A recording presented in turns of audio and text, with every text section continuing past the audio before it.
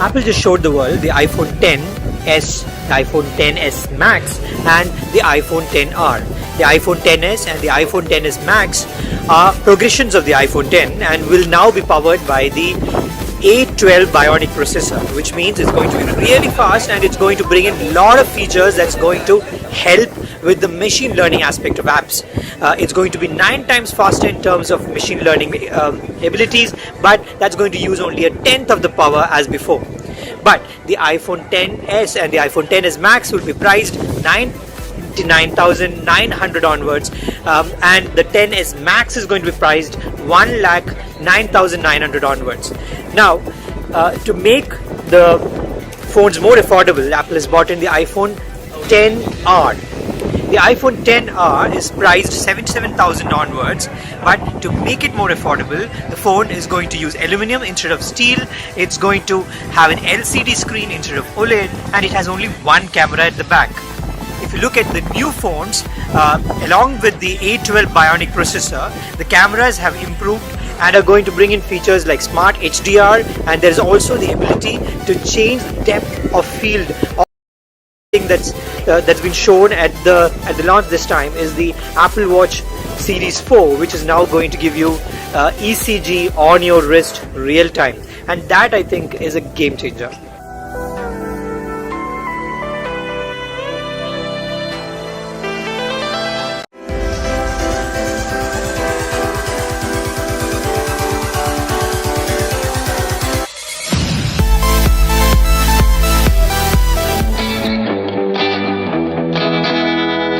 Apple has just launched 3 new iPhones. Of the 3, the really new iPhone is the iPhone XR. The XR is supposed to be the affordable iPhone for 2018. So, it cuts some corners. It's got LCD instead of OLED, it uses aluminum instead of stainless steel, and it has only one camera at the rear. But that does not mean it is a lower processor, but Apple has not cut corners when it comes to the processing power. The iPhone XR also packs the same A2 Bionic chipset as in the XS and the XS Max. So you can expect this phone also to do really well when it comes to artificial intelligence, augmented reality and machine learning. The phone comes in a lot of colors. There is everything from beige to yellow, and that might appeal to a lot of people. In India, this phone is going to be priced at 76,900. So it's not really cheap.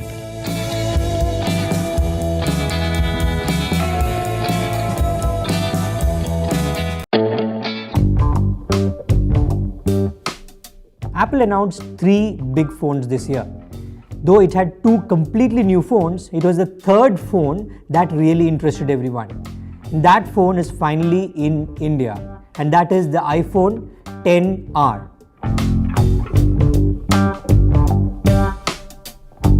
In 2017, Apple decided it needed a third phone, and it introduced the iPhone X, which was a higher spec'd, higher priced phone.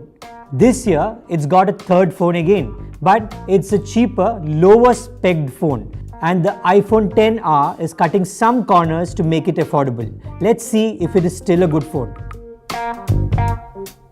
On the iPhone XR, there are 2 interesting changes compared to the iPhone XS series, and one is the display.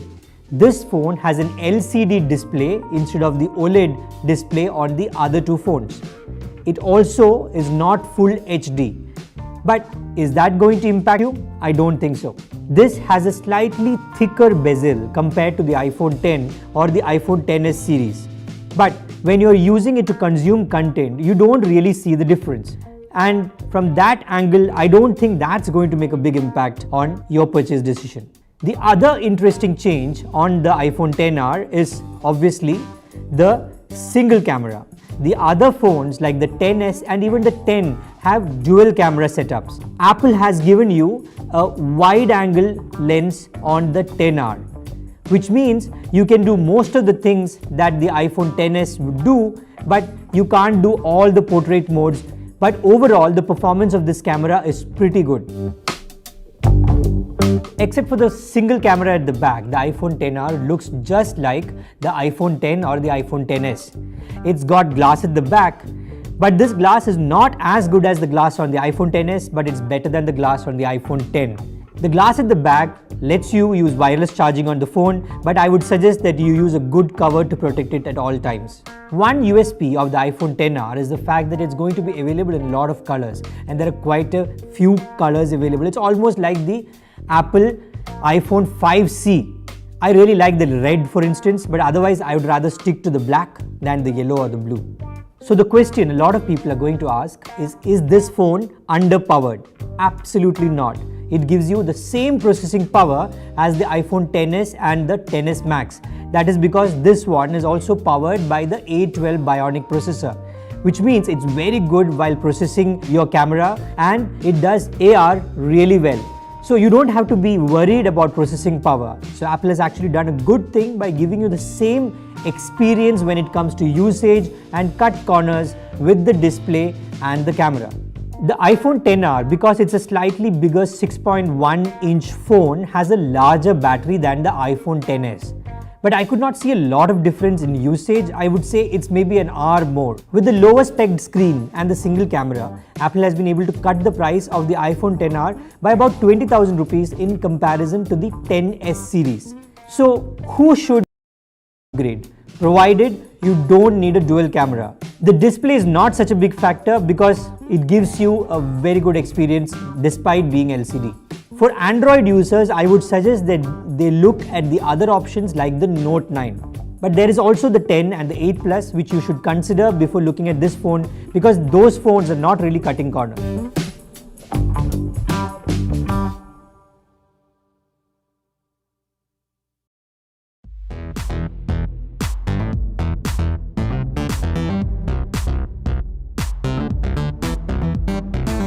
Today we are comparing the most awaited phones for 2018. That's the iPhone XS, the iPhone XS Max, and of course we have the original iPhone 10 as well. We'll take a look at the design, the new processor, what's new in the cameras, and whether you should upgrade to the new iPhone XS. Nandu, I think, is using the iPhone XS Max. I'm upgrading to the iPhone XS. And I've been an iPhone 8, iPhone 7 user for a long time. In fact, I prefer the 4.7-inch screen. A lot of people will be like, oh my god, bezels. But you know, it really doesn't make a difference because this is, of course, a much bigger phone. But yes, it does look exactly like the original iPhone 10. It is the iPhone 10 with an upgrade. It's changed the camera, it's changed the processor. So technically, it is the iPhone XS. So which one would you pick between the iPhone XS Max and say the iPhone 10? So I naturally gravitated towards the iPhone XS Max because I've always used a large phone. And for the iPhone 10, I actually came down from the 8 Plus to the smaller but with the larger screen iPhone 10.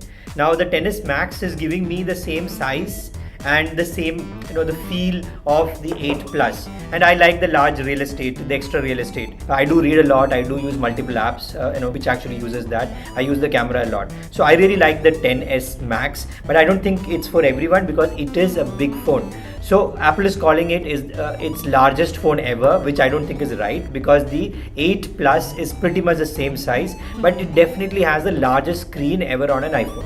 So can you also talk about how it's similar to the iPhone 8 Plus in terms of size? Because I think a lot of people are thinking 6.5 inches, oh my god, that's going to be No, so it even is because Samsung phones, yeah. I think max out at 6.3, 6.4. Yeah. So this is slightly bigger than that. So the 6.5 inches actually from corner to corner, and what Apple has done is Apple has taken out the top and the bottom of the 8 Plus. So it actually has more real estate within the same chassis of the 8 Plus, almost like to the millimeter the same size as the 8 Plus. Would you say it's much heavier phone, because that was also being No, discussed that it's going to be a little heavier than it's the slightly over 200 grams, and I've just used the Note 9 also, so it feels the same weight. I actually like a heavy phone now because it gives you a bit of stability in your hand. I don't know why. It doesn't feel plasticky. It feels like something, it's the same feel as with the camera. You like heavy cameras, It gives you a sense of security. I get that with this phone. Okay, so let's talk about what's changed with the cameras, because Yeah. for the user, I think you might not it is actually processed images. So the biggest thing which people have not really been talking about is that the biggest changes are happening at the pixel level. So Apple has made the pixels larger and the pixels deeper. So it means that it's a much better camera in low light, and you can actually see that in the results. The other big thing is how the sensor engine has changed, and how the A12 Bionic chipset and the neural engine is sort of all works. So there's a lot of processing happening. Apparently 1 trillion things can be done in a second as soon as a picture is clicked. And that you can see because there's a lot of processing that happens in actually giving you a final image. Yeah. So with every photo, Apple has enough data to do tons of things even after the picture has been saved. In fact, what they're doing is they're taking multiple shots of the same photo and then merging them together to ensure that you have the best highlights. In fact, it's much better in This is not HDR something really new. It's not This new is something I technology, remember HTC had done. Can't remember what they used to call it, but done about 3-4 years back. But we've seen But Apple is doing it in an instant, because the processor is much faster than anything that's ever gone on a phone before. And like I said, it's also being seen on the Pixel 2, which has been considered a very, very good camera. In fact, a lot of people thought it surpassed the iPhone. So let's also talk about how Apple has changed the portrait mode in the iPhone XS. Yeah.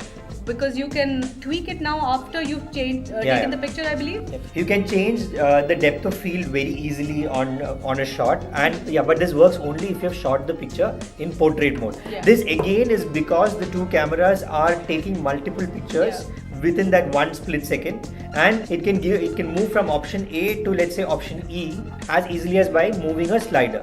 This is because all that data is already processed and patched to that picture by the time it is saved. Again, we've seen that in Samsung phones. I think they let you adjust the blur, but we'll have to test it out how well Apple is doing this, because this can be a bit tricky since it is driven what by I've software. seen is very good, because usually when this is done, what happens is that the edges of the object are that is not happening here, and you can see the difference only in the background. The other interesting thing is smart HDR. So HDR is nothing new. HDR has been there for quite some time. So because again Apple has so much data with each picture, what it is doing now is the smart HDR. For instance, if you're shooting against the light, which is supposed to be the worst thing you can do as a camera, so you would earlier get a silhouette. Now, technically it's not possible to get a silhouette with the iPhone XS, because it is going to give you detail from the foreground as well as the background, and that has never been done on a phone camera before. And that's what we saw when they had the demo. That picture was quite stunning. You usually don't get that kind of effect, say, with a smartphone. So that's what as we're a looking photographer, I'm a bit unsure whether I'll be able to take a silhouette anymore, because I'll automatically end up getting details on the foreground. So now let's talk about the A12 processor. What's changed out here? Is it going to make a big difference in terms of performance? It is going to make a huge difference. It is the first 7 nanometer processor. It automatically means that it is going to have more transistors. It's going to do a ton of things just on AI and machine learning, and it has separate parts of the processor which can just do this even as other things are happening as it could. So this means that when a developer is making an app, he can go the full way in adding machine learning features to his app. Earlier he would pull back because he knows that the processor cannot attempt a lot of these things. Now a lot of it, because it's become 9 times faster in processing machine learning things, and at the same time it is going to use only 1/10 of the power as the earlier version. So you will see a lot of developers going the full stream as far as adding machine learning or AI integration into the apps, and AR also. So even now you can see a lot of AR apps have been updated, and the features, the graphics that is available on AR is now going to be way ahead of what we've seen before. And let's not forget about the Bionic engine. Yeah. Now it has 8 cores compared to the Yeah. A11 chipset, which had 2 cores, which means this is also, I think, one of the first neural engines to have 8 cores. I'm not sure about that. So but it also means like faster processing for AI, much better for machine learning tasks. To give you an example, I saw a demo where there was a kettle which was virtually brought onto a table. The kettle or the object had a metallic finish. So the kettle is virtual. I'm keeping a phone next to the virtual kettle. A reflection of the phone appears on the kettle. That kind of processing, which is using every part of the phone from the camera to the processor, is really amazing. I've not seen something like that before. Yeah, and I think it'll mean a lot, especially if you like to use those AR gaming apps. Yeah. And also with shopping, retail is going to change, because if you are buying again that kettle, you know exactly how big it is in relation to, let's say, the pot you have on the table. Let's hope that at least Indian app developers also use that, so that we can also get some of those experiences. I think battery is also significantly better than the previous series, but from not the 10 as much. to the 10s Max, there is an improvement.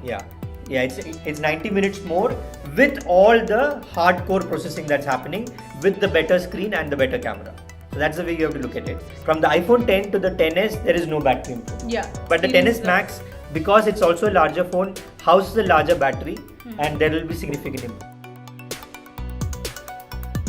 Let's talk about whether you should upgrade to the new iPhone 10s or not. Who do you think is the ideal person to upgrade to? So if you are on iPhone 10, don't upgrade. This is an upgrade. This is not a new, this is an S series, as Apple used to call it. This is an S series phone. For an iPhone 10 user, wait one more year and look at what Apple gives you next year. Because 8 Plus, I'm also not very sure. Because you're getting I think a similar experience with the camera. You might not experience such a big jump or something so drastic. No, camera they might, because again the 10 also had some elements which the 8 did not. 8 series did not have. They don't have OIS. So if you are on 8 Plus and you're thinking of upgrading, you're thinking of upgrading primarily for the camera. Yeah, that's true. Finally, let's talk about the prices, because I think those are a major point of contention this time. Remember, there's also an iPhone 10R which hasn't yet launched. That's only coming in October, and that's starting at, I think, at 76,000 plus. 76,900. Yeah, so that's almost 77,000. Yeah. This is starting at 99,000, and that's 1 lakh. This is almost 1,10,000. Then 1,24,000, 1,44,000, depending on what storage you want on it. See, stop thinking of Apple as a company that's going to give you a cheap phone. It is not going to happen, and that is the truth.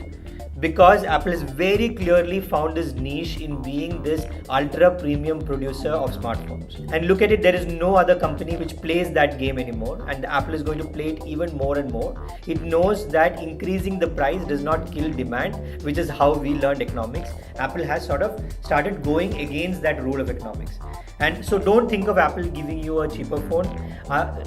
You should still consider iPhone, and the way to consider iPhone is to look at EMI, and Apple is bringing in a lot of packages that will actually make the phone more accessible for the Indian users. It's actually the older models that are going to get more affordable, and one of the things that they've done with iOS 12 is that they've ensured that the performance will not suffer on, say, an iPhone 6s or an iPhone 7, which used to happen, I think, a lot, because when people would upgrade and they had a very old iPhone, it would, so it's going to be pretty much the same experience and same features across all the phones that you have. And I think even if you go with a 6S or a 7, because that will now be much more affordable. The 7 is a very good buy right now, because it's still a very good phone. It's under 50,000 for the 7 Plus. And it will last you 2-3 years, please. And if you wait for, say, the Diwali sales, which will come, you will get discounts on the... Keep in mind that the iPhone 10 has officially been discontinued, though you might still find it online. It will be available till stocks last. But it's still retailing at 90,000, which means you might as well get the S. Because absolutely, you're paying just 9 more, and it's unlikely that you're going to be getting this on EMI. A detailed review will follow soon by next week. Till then, you know everything you need to know about the two new phones, the iPhone XS and the iPhone XS Max. And of course, yeah, keep in mind that they're actually going on sale in India on September 28th. The global sale is actually on September 21st, but in India, pre-orders will open on September 21st as well.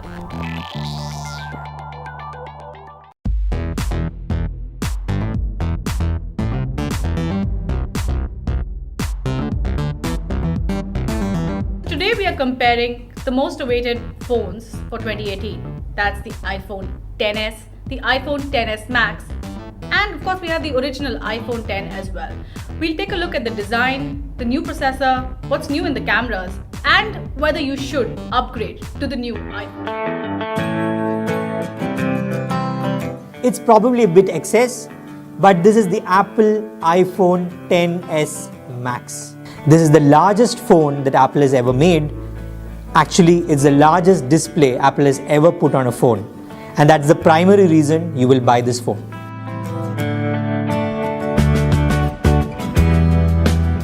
So, who needs the Max? The Max is for those people who want to consume a lot of content, want to use the Super AMOLED display, which is 6.5 inches, to sort of hog on a lot of video, click great pictures and go into the depth of those pictures, read a lot of stuff. This is for people who consume all kinds of content. But what sets the Max apart?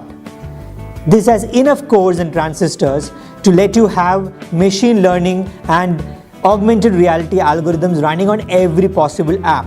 And it just makes smooth work of everything to do with ML and AI.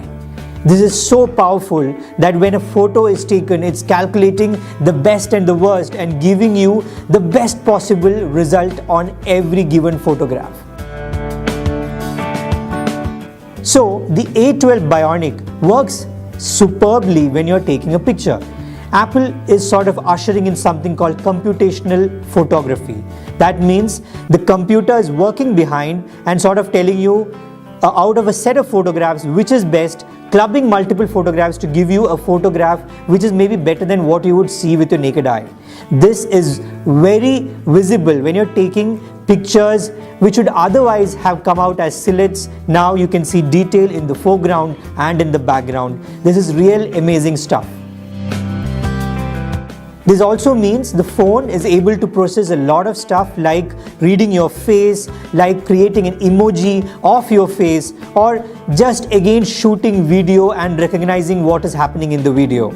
This sort of brings in a lot of new elements, and you will see apps that sort of take great advantage of this aspect of the iPhone Max. So what is it that you should be careful about while buying this phone? Well, it has glass all around.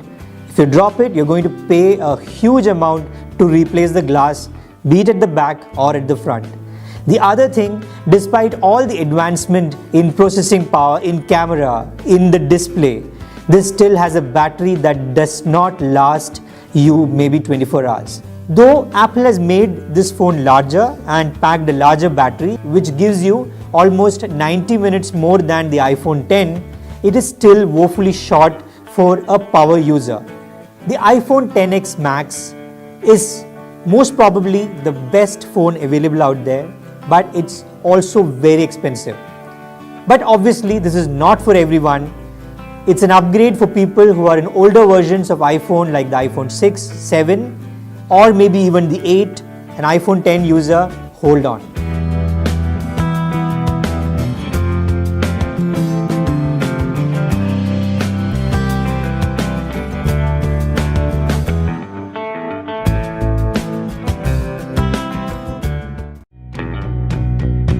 Apple's $1,000 iPhone X has been hugely successful and is one of the top most selling smartphones in the world. So Apple has upgraded the iPhone X with the iPhone XS and the iPhone X Max. The iPhone XS is pretty much similar to the iPhone X, but it packs the new A12 Bionic processor, which is way faster than the A11. It also gives a big boost to machine learning capabilities on apps, because That's going to happen 9 times faster and using a fraction of the power than before. iPhone XS also has a much better camera with optical image stabilization on both lenses. It also uses the neural engine of the processor to come up with some fascinating stuff like smart HDR, as well as the ability to change depth of field of portraits after you have clicked the picture. The iPhone XS Max, on the other hand, is a larger version of the screen.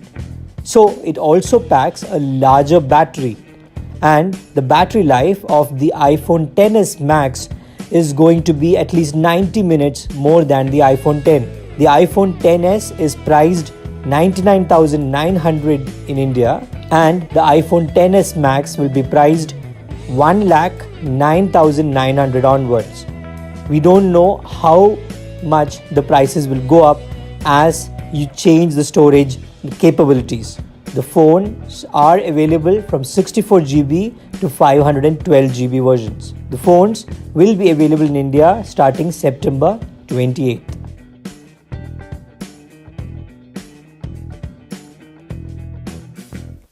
Apple's iPhone XS and iPhone XS Max are officially here in India. Now, I've been using the iPhone XS for a little over a week, and here's what I thought. I want to start with the design of the iPhone and this gold color. Now, iPhone of course has made the gold popular. In fact, they started the gold option with the iPhone 5S. But this dark gold on the side and this gold at the back, which has a hint of pink to it in fact, is something that really stands out, and it's not commonplace. In fact, this color really appeals to me, though a few people might find it a bit too blingy. But do keep in mind that this is all glass, and that means it is fragile and prone to smudges. Sadly, you will need a case which will cover up all that beautiful gold. Apps, especially YouTube, where I can find that the content is wrapped around it when I do the pinch to zoom feature, but it's something that you'll just have to live with. The iPhone XS comes with a 5.8-inch OLED display, and this is one of the best in the market. It's right on top with the Samsung displays out there. Be it the blacks, the color reproduction, viewing angles, it's all great, and it makes for a very good video watching experience. Talking about the iPhone XS's performance, there's really no cause for complaint, and frankly there's never been a cause for issue on an iPhone. If you really value benchmarks on Antutu and Geekbench, this really does knock it out of the park. It's way higher than most Android flagships. Now let's move on to the camera bit. Now in the camera space, I would say that the iPhone dominated at least 2 years back, till the Pixel came on the scene, and they really knocked it out of the park with the Pixel 2 series. So what about the iPhone XS? Now, I would say that the Smart HDR does make a difference to the kind of photos you're going to get. There's a lot more dynamic range in the photos, and even in low light the performance has improved. Portraits also look pretty good on this phone, and I really like the selfie camera as well, which I felt was a big improvement over the iPhone 8. However, I would not say that the portraits are completely perfect, and they still need some space for improvement. For instance, the edges of the hair are still blurred in some photos. And my vote here still lies with the Pixel 2. Even in low light, I'd give the Pixel 2 an edge. On a more serious note though, I would say that in the camera department, the top smartphones are pretty evenly matched, and for a lot of users, it will boil down to personal preference. Now with iPhone XS, one of the other things that I experienced was the stereo sound, and it's much clearer and louder. In fact, this was for me at